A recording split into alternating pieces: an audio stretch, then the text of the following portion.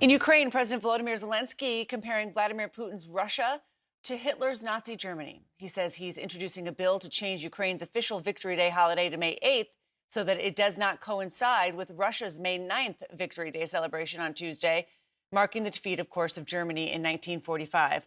Rehearsals for Moscow's annual parade currently underway, as you can see here.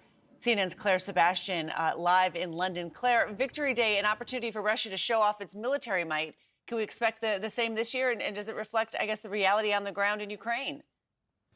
Yeah, no, it doesn't. It significantly glosses over, of course, Christine, the reality on the ground in Ukraine. Look, on the one hand, Victory Day this year will be somewhat scaled back in Russia. Several regions have announced, particularly the ones closest to Ukraine, that they are either cancelling or scaling back parades, things like fireworks display, many of them citing security concerns. But on the one hand, we will be seeing Russia try to put out its top military capabilities, and all while we're seeing significant losses of equipment on the ground. We know that sanctions are hurting their ability to produce more quick enough, and we found evidence that this means that Russia is having to dip so far back into its historical stockpiles that it's bringing out 80-year-old tanks onto the battlefield. Take a look.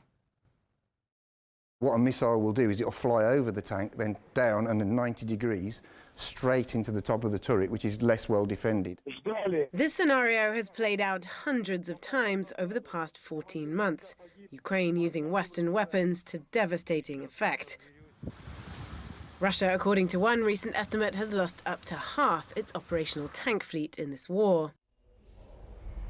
Now Western officials say Russia's dusting off much older models to replace them. This gun was used on the Su-100 tank destroyer in 1944, so it's a Second World War gun. Including the T-55, first built in the 1940s.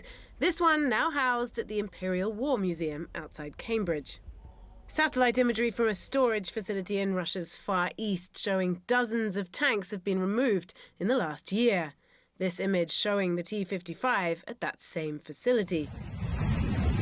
Video that first surfaced in March also showing a trainload on the move, reportedly somewhere in Russia. The Russian Ministry of Defense hasn't confirmed their deployment, but in recent weeks, well-connected Russian bloggers have begun showing T-55s in Russian-occupied territory in Ukraine. There's so many of these were manufactured, over 100,000 altogether, and the parts, the basic mechanical parts are all interchangeable. So there will be vast stockpiles of these. The T-55 was a central piece of the Soviet Union's Cold War arsenal, helping crush democratic uprisings in Eastern Europe. Hungary in 1956, the Prague Spring 12 years later. But by the time Iraq used them in the Gulf War in the early 90s, we took out, all told, 14 T-55 tanks. They were already outclassed by US M1 Abrams and British Challengers. Earlier versions of the tanks NATO countries are now supplying to Ukraine. I think faced with Western weapons, the Russians must expect very heavy casualties if they expect to move forward using that type of system. Experts say behind the official propaganda, Russia cannot build new weapons quick enough. Western sanctions primarily targeting Russia's access to higher tech parts for weapons have made it much harder for them to manufacture more modern equipment. Older, simpler tanks like this, thousands of them just sitting in storage, provide an alternative. But this against, say, a Leopard 2 or a Challenger, what happens? If it's a one-on-one tank engagement over a reasonable distance, this will lose every time. But in wooded or closer built environments, this is adequate. It's also simpler to maintain and train on than newer systems, an advantage for Russia's mobilized troops. Dig a pit, sit the tank in the pit so you can only see the turret, and then that can be used to defend a front line against a counterattack. Russia is now digging in with everything it has, as Ukraine gets ready for what may be its biggest counteroffensive yet. So look, it's clear that Ukraine in many ways has the quality edge here with the Western weapons, the NATO standard weapons that it's being supplied, in particular those tanks. Russia, though, may be able to bring the quantity to bear, and that could be significant on the battlefield, particularly as it goes into defensive mode if Ukraine launches this counter-offensive. But I think what this really shows, Christine, is Russia's commitment to keep this going, to bring everything it can possibly get its hands on, to keep this attrition-style war, keep it going, essentially. Remarkable. All right, Clare Sebastian, thanks for that look. Russian attacks today hitting across Ukraine. Let's get you to our international diplomatic editor, Nick Robertson, who is in eastern Ukraine. Forgive my voice, Nick. There are rumours that Ukraine is set to launch its long-anticipated counter-offensive. We've just heard Nick Payton-Walsh suggesting that there is evidence that we are about to see that. What is that evidence, Nick? Tell us what's going on the ground. Well, there are restrictions that reporters like us are put under in Ukraine that do not permit us to talk about troop movements we see or locations or numbers of troops. We've been around the Eastern Front today, and you can certainly hear a lot of artillery fire along the Eastern Front. But we've also been, sorry, that's the air raid alarm just being cleared around here, which goes on and off quite a lot.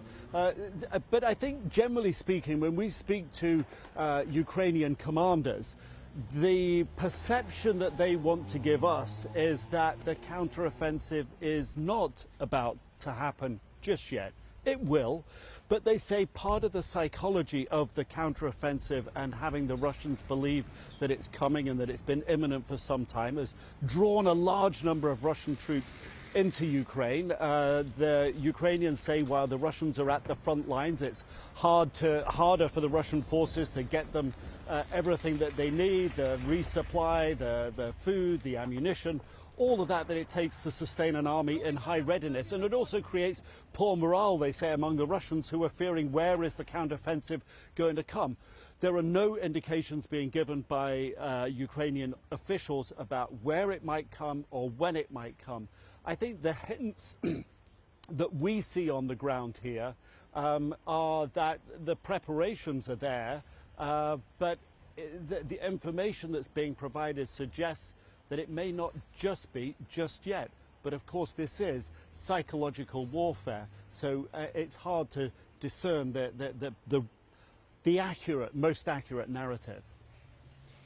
And whenever that counter-offensive is, Zelensky has said, and I quote him here, evil has returned and will be defeated.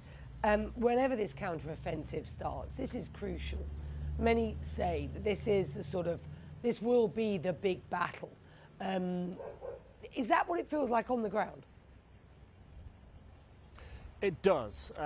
We're here and we're out in the field, and we do get to talk to a lot of senior Ukrainian military officials, and these conversations are often off the record or on our own background. But what everyone will agree on is that Russia has a huge military force in the country.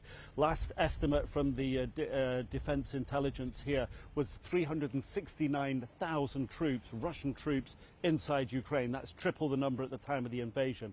The defences are very heavily and well dug in.